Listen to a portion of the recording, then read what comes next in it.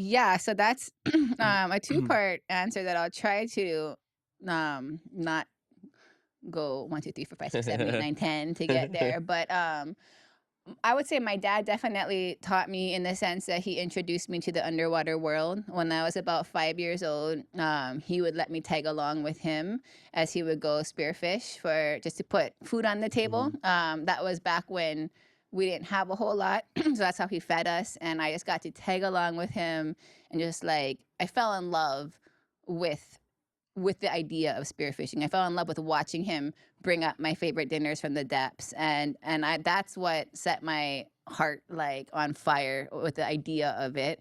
But a few years after that, both my parents started making more money. They got better careers, and he actually kind of stopped doing that. He really didn't have to depend on the ocean for food, and so we didn't do that as much. So then I kind of like grew up without it, but I missed it so much. Like those early days of being 5 and tagging along with my dad were just ingrained in my head so much as something that made me happier than anything else in the world. And it was kind of crazy to grow up so nostalgic for something at such a young age.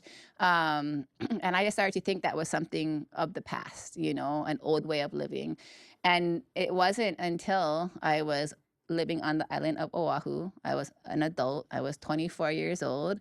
Actually, it was when Faith was my Mhm, little mhm, daughter, mhm. and that was when I really started trying. That was when I finally realized that I was not living out my passion in what I was doing for work or anything like that. And the more that I thought about what I needed in my life, the more I thought about those early days of tagging along with my dad. And finally, I just realized like this is something I need to try. And it wasn't until this one day when I was at a paddling regatta, and these boys brought some fish. The fish hit the grill, and I just looked down and I realized like those aren't the fish that I'm cooking with in restaurants. Like those aren't the fish I see in the market. Like those are the fish I grew up eating in those early days. And I asked them like, "Wow, where'd you get these?" And like they're like, "We went diving." And I was like, "Oh my gosh!" Like a light bulb went off. Like it's not a thing of the past. This is something I can learn to do. And so I begged them to take me. Begged them. Nobody ever called. Mhm. And finally one day I just went and got a 3-prong spear, like how my dad had, and I just like swam out on my own, which apparently you're not supposed to do. Mhm, Didn't know that mhm. at the time, but swam out on my own, and it was a lot of trial and error, a lot of anxiety and fear, a lot of everything. But I eventually found a little reef, found those a little hole hole and pachi and Kole, and I got out of the water with 5 little fish, and that was the day that just changed my life. Oh, that's so cool. Yeah. And can we give a shout out to the guy that brought the venison to your I think Calais, was it? Yeah. Calais, who's one of your, like, mentors, right? Kale, yeah, taught me Kamu Gruge everything. Hill's older brother, past podcast guest, just met him. He brought that was, like, the best candied So venison. good. After I went up to him before I left, I just had to give compliments to the chef. But that yeah, did he teach you how Yes. to Yeah, so I dive? kinda started just going on my own because, like I said, nobody called, and I don't blame them. Like, Mhm. my resume was, "Oh, I love diving. I used to dive when I was 5," and they're like, "Okay, see you later." Um, but I started just kinda going on my own, and eventually, one day I turned on the TV, that's what it was, and I saw Kale, on TV, on Hawaii Skin Diver, this video of him and my other mentor, Wade Hayashi, diving, and that just changed like everything. My dad, like we never had to go deep when he would feed us, like, but I saw these guys diving deeper than I knew was humanly possible, and coming up with these big ukus and amazing fish, and I just like with such finesse and grace, and I was like, holy wow. And so I was like diving on my own, my 3-prong by myself, but I was like, I want to dive like them. And Mhm. so basically, that was before the days of Instagram and Facebook. So you had to do like old fashioned stalking back Mhm. then. And that's what I did. I just literally stalked them. Wow. He has another brother named Kalai, who I paddled with. And I was like, always like, tell your brother, tell your brother. And so they knew about me, but still yet they didn't call. But then I found out they like to go drink beers on Friday nights at Mai Tais, at the Mai Tai bar. So I started Yeah. showing up every Friday and just real stalker, Wow. like just showing up. And Stalking pays off. it That's the does message here, though, guys. and I showed up every Friday and I just would talk to them and I would just be like, tell them about my last dive, tell them about the fish that I missed, tell them about like, the whole 20 feet that I was swimming down and going to and what I was doing. And they would just give me tips. That's all they did, just give me tips. And then next Friday I come report back, and like, oh, it worked.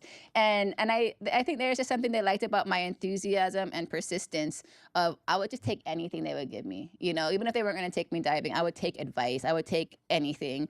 And I don't know if one night they just kind of had too many beers, but they said, well, we're going tomorrow if you want to come. And I just could not even sleep that night. And the next day we went out. And from then on, they just took me under their wings. They became my mentors. I became their little project. And they made me the Wow. diver. It paid Yeah. off. That's awesome. It did. Yeah. Nice. Yeah, and look at the people that didn't want to take you diving, long time ago. I hope They they're watching eventually this right came now. along. Once I started showing up with my own fish to put on the Okay. grill, then we all went too. Okay, Yeah. awesome. What about you, Randy? How did you get into it? I never really had anyone train me. I just kind of stumbled backwards into it. I like to spend time in the water. I actually started out with slightly nerdier pursuits like underwater photography. So it wasn't until I was like a teenager that I started spearing fish. And again, I didn't really have any mentors, just kind of seat of the pants, grab a 3-prong and go. And to this day, I'm still kind of a 3-prong person. That's my weapon of choice. But so I'm not good like Kimi, but I have a lot of fun trying. Let's put it that way. And I need to do it once in a while. I haven't gotten out as much as I'd like to. I think it's really important. It keeps me honest about where my food comes from. It reminds me that I am taking a life to sustain my own. I think that's something you lose sight of when you go to Safeway and you buy your meat shrimp wrapped in the little styrofoam trays. You forget where your food comes from and that you're taking another animal's life to sustain your own. So it keeps me honest about our place in the world ecosystem. We're not at the top of the food chain. That's the other thing you realize when you go in the water. We're closer to the top than the bottom, but we're not at the top of the food chain. Yeah, So that's a super cool perspective. keeps you humble. Totally. Yeah, I've actually never gone spearfishing in my life. And I have friends that got into it as adults, like how everybody gets into golf or whatever, but like diving is one of them. Everybody has their phases. But maybe one day. The first time I met Kimi this was probably this is before 2019, before I left to Peace Corps, so it was probably like 2015 or 2016. I don't know if you remember, but Lay took me. You guys went diving at like it wasn't spearfishing, it was just diving to look for dolphins at, I think it was Electric Beach or something. I have a picture because Perrin was there too. He took an underwater picture, and I remember that day because we all went out, and I'm like not a water person, but there's a picture of everybody where there's like 5 or 6 of us, maybe a little more, and like you see some people, I think it's probably Kimmy and some other people like pretty deep in the photo, and like somebody over here, and there's me all the way at the surface, it's all the way at the top.